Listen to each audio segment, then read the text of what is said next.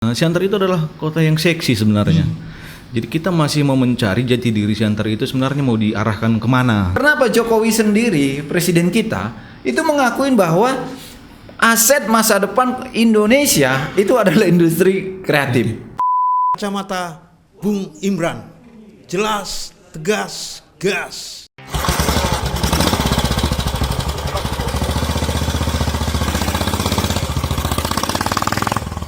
Kacamata Bung Imran, banyak sekali yang sudah kita bicarakan, baik itu politik, seni, termasuk sejarah Siantar seperti apa, cagar budaya dan lain-lain. Kemudian hal yang paling menarik terkait dengan kaum muda. Kaum muda masih belum mampu mengisi ruang-ruang yang kosong untuk memberi kemajuan lah kepada perkembangan kota Siantar. Yang jelasnya seperti katakanlah seperti Parjalan sendiri. Apa yang mau Anda sampaikanlah ke DPR, ke pemerintah kota dan kepada kaum muda sendiri? Ya, kalau untuk pemerintahan, terus kemudian baik kepada eksekutif, legislatif, ya ini pertama adalah ruang komunikasinya harus dibuka. Jadi ruang komunikasinya supaya ada persinggungan, ada perjumpaan. Jadi supaya ada juga hal-hal baru yang bisa dikolaborasikan. Karena tadi saya bilang spiritnya kita juga kan harus berkolaborasi. Supaya apa? Mana program-program yang sudah dilaksanakan bisa diteruskan. Mana program-program yang ingin dibuat, yang dilaksanakan. Kenapa? Cita-citanya kan satu, kita ingin mengisi kota ini, kota ini dengan wacana, mengisi kota ini dengan aksi, terus kemudian dan juga bagaimana semua program-program bisa tepat sasaran, tepat pada orangnya, tepat pada prosesnya, tepat juga pada goals yang ingin yang diinginkan ya. Terus kemudian yang kedua, pemerintah juga harus mulai membangun sense belongs-nya itu. Jadi udah mulai membangun respect, apresiasi, terus kemudian udah mulai bisa menilik, memprofilkan. Karena apa? Itu juga sangat dimungkinkan kan di dalam pemerintahan ini memberdayakan warganya, mengapresiasi warganya, memprofiling warganya. Supaya apa? Ini bisa sebarluaskan lebih baik lagi. Supaya apa? Supaya citra kotanya bisa lebih baik. Jadi kalaupun pemerintah mau mengklaim apa yang sudah dilakukan anak muda, apa yang dilakukan oleh komunitas, tapi pemerintah memang konsekuen dengan yang dilakukannya, dengan yang akan dibuatnya, kita juga akan mau kok gitu. Iya, sebenarnya banyak yang udah diwacanakan, tapi sekedar wacana, artinya sama dengan jual kecap aja. Nah makanya kita udah capek dengan bercakap ya kan, dengan wacana-wacana yang tidak dijalankan. Makanya tadi saya bilang, ya kalau dijalankan dengan konsekuen dan dengan betul, ya ini kita mau kok gitu. Karena apa? Pemerintah ini sebenarnya sudah enak. Ini bibit-bibitnya udah ada semua. Spirit-spiritnya udah ada. Kegiatannya semuanya sudah ada. Ini kan tinggal mencarikan irisan-irisannya supaya ini bisa dilanjutkan, supaya ini bisa dikembangkan lagi. Jadi yang kedua, kepada anak muda, jangan juga kita jadi alergi terhadap politik. Jangan juga kita menjadi apatis. Bahkan itu tidak baik sebenarnya kita apatis. Karena apa? Ruang-ruang sendi-sendi kehidupan kita ini kan diatur dengan proses politik semua. Kita sangat beririsan dengan proses politik itu. Jadi kalau kita apatis, mau siapa lagi kita harapkan? Kalau nggak kita, mau siapa lagi? Tapi artinya kalaupun tidak semua juga teman-teman karena politik harus menjadi politisi. Nggak semua punya kapasitas ke situ juga. Nggak semua juga punya kecenderungan terhadap itu. Tapi bayangannya kita tetap melakukan fungsi kontrol. Kan kontrolnya kan ada di publik nih, ada di kita. Apalagi anak muda yang punya skill yang bagus, pengetahuan yang bagus. Nah, ayo teman-teman, ini juga kota ini perlu juga kita geber. Kita geber lagi, kita geber dengan kritikan, kita geber juga dengan aksi yang kita buat begitu. Kenapa? Kalaupun kita hanya mengkritik tanpa aksi, sama aja dengan bohong. Apa bedanya kita dengan mereka begitu? Maka ini harus selaras. Tapi kenapa kita tetap melontarkan aksi kita bahwa ada yang peduli kan? Ini kan bentuk awareness kita juga gitu, bentuk kepedulian kita bahwa ini kita nggak mau yang gini-gini aja gitu. Udah berapa tahun kita gini-gini aja? Udah berapa tahun kita penuh dengan kemunafikan? Udah berapa tahun kita penuh dengan kebusukan? Udah berapa tahun penuh kita dengan kepalsuan gitu? Udahlah. Jadi terhadap para politisi di Kota Siantar, coba kita bangun ruang komunikasinya. kita sudahi bulan-bulan manis kita, kecap-kecap kita mau aksi. Ada komisi-komisi, yuk. Mana komisi yang beririsan dengan anak muda? Nah, karena kita punya komunitas. Contoh di komunitas kita kan cukup banyak nih yang pernah tergabung. Ini kebetulan saya pakai kaosnya Siantar Main Art Festival. Ini festivalnya yang udah tahun kedua tahun dari 2017-2018 kita laksanakan. Kebetulan kita berdua bergantian waktu itu jadi direktur festivalnya. Karena kita juga penggagas. Mulai dari komunitas motor antik, kemudian komunitas orang yang bisa sablon, terus kemudian komunitas musik, soal skill, talenta kita punya semua. Tapi apa? Jangan lihat kami hanya sebatas skill kami. Ketika mau ada kampanye diundang untuk ngisi acara, enggak, kapasitas kita tidak hanya pada itu aja gitu. Kita bisa juga membangun arah roadmap dari kota ini. Mau bagaimana? Contoh, mana ruang-ruang publik? Contoh kayak sekarang ini rumah potong yang di Marriott, yang di Simpang Jalan Nias itu. Itu kan sekarang lagi nggak ada aktivitas apapun, nggak tahu fungsinya sekarang apa. Karena dulu katanya mau dibangun mall, dibangun apa di situ, bahkan udah ada bangunan yang berdiri di situ, tapi udah tidak terlanjut, bahkan udah tumbuh rumput tinggi dan lain-lain. Nah, kenapa nggak kita buat itu menjadi ruang untuk anak-anak muda? Artinya, contoh kita udah berapa kali pameran, gedung standar pameran kita belum punya kok. Padahal kita punya pelukis, tergabung di komunitas kita aja Siantar Visual Art itu ada puluhan orang yang pelukis, mulai dari mahasiswa, udah wisuda, terus kemudian yang memang memilih hidupnya untuk di jalur visual art, di jalur seni rupa. Otodidak. Nah, otodidak, bahkan tidak harus les mereka, harus sekolah, ambil disiplin ilmu itu gitu. Nah, itu coba dibuat. Akhirnya apa? Kalau ada satu gedung pertunjukan pun bisa. Artinya di sini banyak kok sanggar-sanggar tari. Akhirnya mereka tempat ruangnya apa? Ada ruang latihan, ada ruang mereka menampilkan karya koreografinya. Terus kemudian ruang nonton film, kita bisa screening film sih. Karena banyak juga di sini yang peminat fotografer, videografer yang bisa buat karya sinematik dan lain-lain, dokumenter. Bahkan pameran foto pun bisa kita laksanakan. Nah, ini yang menjadi pemerintah itu harapan kita coba melihat ini jadi kekuatan gitu. Industri kreatif ini udah kekuatan. Ini masa depan. Karena apa? Jokowi sendiri, presiden kita, itu mengakuin bahwa aset masa depan Indonesia itu adalah industri kreatif. Itu udah jelas-jelas. Bahkan penyumbang income terbesar Indonesia saat ini kan pasti industri kreatif, karena dimain di level-level UMKM kan sekarang kan anak-anak muda yang lagi bergeliat ini gitu. Jadi maksud saya sekelas presiden kita saja sudah sudah notice, bahkan sudah membuat program yang sangat berpihak terhadap industri-industri kreatif sendiri. Nah, pemerintah mana nih di kota kita, Pematang Siantar? Pemerintah siapapun dia, tapi ini kan pemerintah kita ada peralihan nanti. Nah, ini gimana nih? Ya besar harapan juga ya. Kalau umpamanya nanti di periodenya Ibu Susanti, mengingat juga suami dari Ibu Susanti kan budayawan juga, Bang Rizal Ginting. Apalagi Bang Rizal Ginting banyak berteman, banyak berkegiatan juga di bidang-bidang kesenian kebudayaan. Ya, harapan besar kalau seandainya bisa, walaupun wali kota sebenarnya Bu Susanti, bukan Bang Rizal yang menjadi wali kota. Ya kan gitu ya, wali kotanya kan Ibu Susanti, tapi setidaknya ada warna baru. Di harapan kita, karena kita kan banyak bermain di ruang kesenian kebudayaan. Jadi besar harapan ini juga bisa menjadi rakyat itu kan hanya bisa berharap kepada pemerintah. Kalau nggak ada harapan apalagi gitu. Minimal itu SKPD atau PD pemimpin kadis-kadisnya itu memang harus sesuai dengan porsinya lah ya. Ya, jadi gini juga kegagalannya kebanyakan juga Bang Imran, hanya ketika rapat itu dibicarakan, tapi finalnya tindak lanjutnya itu kan nggak pernah dimonitoring. Udah gimana update-nya, udah gimana, ini kan nggak pernah, hanya semua rekomendasi untuk dilaksanakan. Nah, realisasinya seperti apa, proses digedor lagi gimana nih, udah sampai tahap apa, berapa persen. Nah, ini yang banyak kegagalan ini kan di sininya juga gitu. Jadi kontrolnya itu yang penting, monitoring evaluasinya. Dan DPR juga harus berperan melakukan pengawasan kuat, jangan hanya sekedar wacana tapi kemajuannya tidak terukur kan gitu. Betul, karena kan udah diatur juga di dalam regulasi, fungsi pengawasan itu ada juga di DPRD sendiri. Jangan nyanyian paduan suara gitu ya kan. Ya, itulah ya kota kita memang. Tapi politik memang kadang-kadang kita bicara tentang politik rumit lah. Kan tidak main politik, walaupun ada mengatakan politik itu jahat katanya, tapi bukan. Kita pikir para pelakunya mungkin yang memang oknumnya ya. Ya, karena kan kalau definisi dari si politiknya kan itu kan menjadi alat untuk mendapatkan sesuatu, kekuasaan. Ya kan gitu. Kan? Ya itu tadi, Anda boleh meraih kekuasaan, tapi ketika Anda duduk minimal harus memenuhi kebutuhan rakyat untuk kesejahteraan. Betul. Karena kan semua ingin menjadi itu kan apa?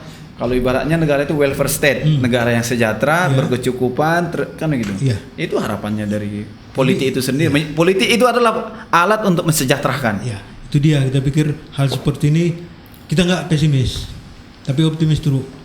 Anak muda harus optimis. Kalau pesimis kita udah bunuh diri nih semua. Nah, itu dia, kita nggak mau seperti itu. Yang jelasnya anak muda udah melakukan aksi berbagai, tinggal menyambut aja. Tapi walaupun pemerintah kota nggak mau dan anak muda nggak akan cemen, nggak akan cengeng, tetap berkarya. Bung Adi, mungkin Anda punya pandangan atau harapan atau kritikan atau apapun terkait dengan anak muda, pemerintah dan DPR. Ya, kalau secara pandangan saya di dunia pendidikan dan di kesenian, di kebudayaan juga, Siantar itu adalah kota yang seksi sebenarnya. Jadi kita masih mau mencari jati diri Siantar itu sebenarnya mau diarahkan kemana gitu. Ya Paris Van Java, seperti kota Bandung kah, seperti Jakarta kah, kota bisnis kah gitu. Apakah seperti Jogja, ya, kota pendidikan, apakah seperti Solo, kota kesenian gitu. Jadi Siantar ini punya bibit-bibit itu semua. Tapi gitu. cocoknya jadi kota apa? Ini kalau menurut saya ini tergantung perjalanannya, Bang. Bisa jadi ini tidak menyerupai kota-kota yang lain itu, tapi punya karakter perpaduan, sendiri. iya karakter sendiri gitu. Jadi Siantar punya cagar budaya sebenarnya yang tidak terawat dengan baik. Sementara jika itu dirawat, itu akan bisa menjadi suatu cerminan sebenarnya. Dan itu bisa jadi income ke Siantar. Contohnya cagar budaya, Bang. Bagaimana saya di dunia pendidikan, saya memperkenalkan sesuatu objek yang dari kota Siantar yang tidak ditahu dan ini bisa menjadi inspirasi. Contohnya itu ada Malik. Ya. Rumahnya di mana? Dia menentukan dia pergerakannya di penulis itu bagaimana. Jadi ini bisa membangkitkan semangat anak didik tadi gitu.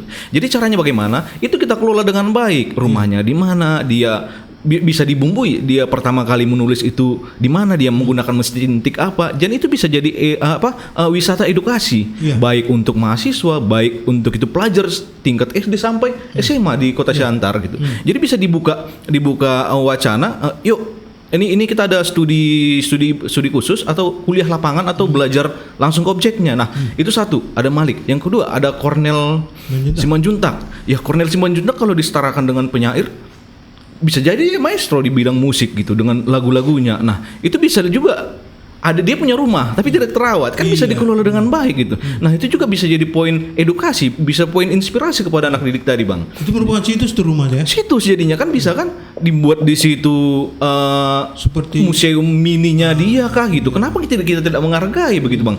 Sementara itu bisa jadi income loh. Income transfer ilmu pengetahuan juga bisa kan begitu. Nah itu yang kedua. Yang ketiga Agustin Sibarani. Ya kenapa nggak dibuatkan galeri misalnya di sini bentuk itu kan bisa jadi ada media edukasi. Bagaimana sih dia menggali wajah Singamangaraja untuk menciptakan satu lukisan yang fenomenal kan seperti itu. Ada banyak sebenarnya yang bisa dikelola daripada cagar budaya itu tadi, Bang. Itu kalau menyangkut cagar budaya dan implementasi apa yang akan dilakukan setelah itu kita bisa dapat. Yang kedua, kalau mengangkat tentang kota Siantar yang seksi ini, kita berbicara tentang kearifan lokalnya, kebudayaannya. Ya kita ketahui secara sejarahnya Siantar ini Simalungun, si buka hutannya Simalungun begitu. Tapi menurut perkembangan zaman itu mulai tergerus dan tidak kita pungkiri juga Siantar ini homogen. Ada banyak begitu. Tapi kalau kita mengingat Siantar sebagai Simalungun, ya bisa kita buat pola-pola yang mengangkat karakternya tadi gitu, Bang, karakter budayanya. Dari yang pertama misalnya kalau di pemerintahan, di setiap hari Kamis itu ada penggunaan batik. Kenapa nggak menggunakan busana Simalungunnya sendiri gitu. Jadi untuk menunjukkan karakternya Simalungun tadi. Kemudian di cagar budaya bisa diselipkan dulu. Bisa diselipkan, Bang, cagar budaya. Jadi contohnya di Bandar Lampung. Di Bandar Lampung itu setiap toko, setiap bangunan itu ada ornamen itu yang biasa untuk perempuan dan filosofinya sangat keren. Yang untuk kenapa perempuan? Biasanya orang kan suatu daerah kan mengangkat tentang laki-laki, Bang, senjata, eksploitasi perempuan ya kan? Ini perempuannya keren, Bang. Jadi sebenarnya dapur dari perusahaan itu, dapur dari segala kegiatan itu adalah ibu gitu Iya, loh. benar. Jadi di Bandar Lampung itu di setiap rumah itu ya ada ornamen itu tertata gitu. Ya jadi mungkin kalau turunannya ke Siantar ya bisa. Iya. Bisa memainkan itu gitu. Iya. Yang kedua juga kita punya yang edukasi yang namanya di bagian pendidikan yang namanya aksara. Dan mungkin kita banyak yang nggak tahu aksara itu setiap daerah itu punya. Punya. Kan gitu. Aksara Simalungun itu ada. Ya ada bukunya ya. Ya Sinasal. ada Sinalsal. Nah hal kecilnya bagaimana penyampaian ini sebagai media edukasi juga ke masyarakat, ke anak-anak didik. Ya setiap simpelnya di setiap jalan di bawahnya dibuat aksaranya gitu loh. Itu hal simpel sebenarnya yang bisa dilakukan gitu. Jadi jalan ini di bawahnya aksara itu tadi. Jadi harapannya kota ini seksi udah. Tergantung kita mau ngarahkannya ke arah mana Seksi gitu. tapi rambutnya masih kusut masa ya. Betul. Wajahnya masih pucat. Siap, Iya iya, kan. Bang. Kulitnya masih berdaki gitu. Tinggal di ini kan ya harapannya yang pemerintah untuk yang sekarangnya ya come on please lah buka wawasan ya buka, jangan ada sekat ya, gawe aja anak-anak muda yang agak-agak sengklek agak-agak sedeng ini gitu, Iya. yuk gerakkan sama-sama gitu, Semua punya potensi. bang Iya. setiap ininya gitu. Tapi yang jalannya untuk menggali potensi-potensi tadi ini butuh kemauan sebenarnya. Pasti bang, Kemauan dan harus ada jalan, dibuka jalan dong, jangan dong ini ditutup gitu. Iya. Kalau kita bicara tentang tadi peninggalan-peninggalan sejarah banyak sebenarnya. Banyak bisa sekali diambil. bang. Dan kalau kita nguliknya kampus kita sejarah ada, yang bagian ini ada, kenapa nggak diberdayakan gitu? Mereka jadi guide-guide-nya gitu. Saya Lebih malah ini. punya mimpi juga tuh, karena Pematang merupakan bagian daripada sejarah. Kemarin itu mau dijadikan kota wisata karena dia juga tidak lepas dari perjalanan Siantar. Ini kan perlu dipoles juga nih. Ada banyak situs-situs juga. Ada banyak bang. Iya. Makam-makam tua udah nggak ada kelihatan lagi loh. Nggak ada kelihatan. Bahkan bicara sejarah, kalau bisa kita bumbu-bumbui sih Pulau Holi, sebenarnya. Pulau Holi. Kalau bisa kita bumbu-bumbui, kita masukkan. Yang menarik adalah sebuah, contohnya di Kota Tua misalnya. Yang menarik sih sebenarnya kan bentuk bangunannya, tapi ada hal lain sebenarnya, urban legendnya gitu. Itu dia. Kenapa kita nggak ulik urban legend yang ada di Siantar ini gitu? Iya. Ya bisa aja kita sodorkan itu dalam sebuah promosinya, dalam ininya. Ya begini loh ceritanya. Yuk, Iya. ya. Ada perempuan loh, Buru Damanik loh gitu. Iya, Jadi iya. bisa masuk ke urban legendnya, bisa juga masuk ke cerita sejarahnya, ya edukasinya dapat. Dan setiap cerita pasti ada nilainya bang. Benar. Itu. Ya kita pikir inilah karena wisata itu dia tidak bisa lepas dari cerita, legenda. Kemudian rumah-rumah itu uhirnya atau ornamennya ya, ini memang harus disesuaikan dengan. Jadi kearifan intinya lokal. transfer ilmu itu harus dilakukan bang. Ini kita pikir Kita sudah punya. mampu nggak Pemko sendiri untuk menggali itu? Kalau kawan-kawan bilang mampu doho, Harus ya. Tapi ya kalau kondisi sekarang kita pikir ada sedikit pesimis. Itu mungkin hal yang wajar karena sudah berapa lama wali kota berganti pasca reformasi, kalau nggak salah ada 6, kayaknya Siantar masih begini-gini saja.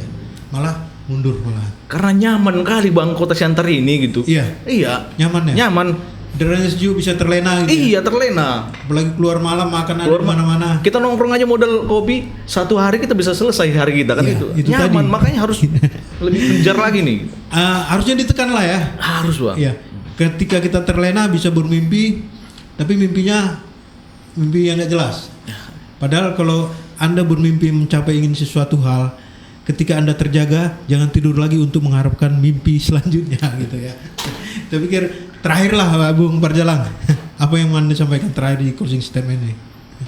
Ya, yang pertama karena memang banyak kerja-kerja kreatif yang sudah kita lakukan bersama teman-teman, anak muda, komunitas, dan seperti kalimat saya di awal, spirit Kota Pemantang Siantar itu adalah kreativitas. Maka basisnya yang menghidupkan kreativitas di Kota Siantar itu adalah komunitas. Ya. Ada komunitas yang banyak di Kota Siantar yang sudah bergerak, berkegiatan baik juga secara personal, secara kolektif. Bahkan mereka ini lebih dikenal di luar daripada di kotanya pun benar. sangat banyak. Nah ini apa nih desain yang bisa dijalin sebenarnya? Ini kan memang ada menariknya. Ini sporadis. Semua pencar-pencar apa. Tapi ketika ada satu bingkai mempertemukan, membuat satu atmosfer baru. Ini kan juga kita butuhkan. Supaya apa? Karena harapan saya Bang Imran, teman-teman dan saya sendiri mungkin juga harus meneguhkan diri saya bahwa industri kreatif adalah masa depan. Iya. Saya harus meneguhkan diri saya juga karena saya memilih jalur ini gitu. Teman-teman juga udah memilih jalur ini. Nah, coba ketika ini jadi masa depan, elementernya kan banyak hal supaya kita tetap memilih. Itu yang pertama. Jadi saya juga meyakinkan juga yang nonton podcast ini, Siantar itu sudah ada industri kreatifnya yang lagi terbangun dan ini adalah masa depan kota kita juga. Nah, lalu yang kedua, kalau kita bicara pariwisata, satu-satunya aset pariwisata kita karena kita tidak diberikan dan diberkahi dengan alam adalah apa? Wisata heritage, tourism heritage gitu. Jadi bahkan kalau bisa nih, ini ide-ide yang sederhana aja lah. Kalau wali kotanya mau bekerja aja udah buat tur ke kantor wali kota. Kalau nggak mau kerja kita suruh aja kerja, kita tidur aja. Ya maksudnya tur wali kota aja dulu, kantor wali kota gitu. Jadi ayo bawa program bergantian sekolah, bawa ke kantor wali kota. Tapi siapa yang bisa jelaskan? Kantor wali kota bla bla bla bla. Ini ya kan gitu, hal sederhananya gitu. Kita bicara tadi undang-undang cagar budaya mau dibuat. Kan pengaplikasiannya kan harus ada sampai pada produk jadinya yang akhirnya menimbulkan dampak ekonomi kan gitu. Dibuat paket coba. Paket wisata tur ke kantor wali kota untuk pelajar. Karena pelajar kan ada ekskulnya juga kan, ekstrakurikulernya. Ya udah dibuat aja safari sejarah kota tuanya Kota Pematang Siantar, contohnya ke kantor wali kota. Nah, dijelaskan ini dulunya apa, kenapa bisa posisinya di sini, kenapa lapangan Merdeka itu disebut lapangan Merdeka, dulu taman, kenapa? Karena itu dulu tempat upacara, makanya posisinya persis di depan kantor gubernur yang sekarang kantor wali kota itu. Nah, ini kan ada hal-hal yang mendasari posisi-posisi. Dulu kan belum lapangan Haji Adam Malik, lapangan Simarito itu. Nah, maksud gue yang seperti itu. Jadi ketika ini dibangun, akhirnya sejarah itu menjadi menarik. Kecintaan terhadap kota itu pun melekat dan akhirnya tumbuhlah industrinya. Nah, itu contoh hal yang sederhana. Jadi ini ada hal yang bisa dengan praktis saya bilang bisa dikerjakan.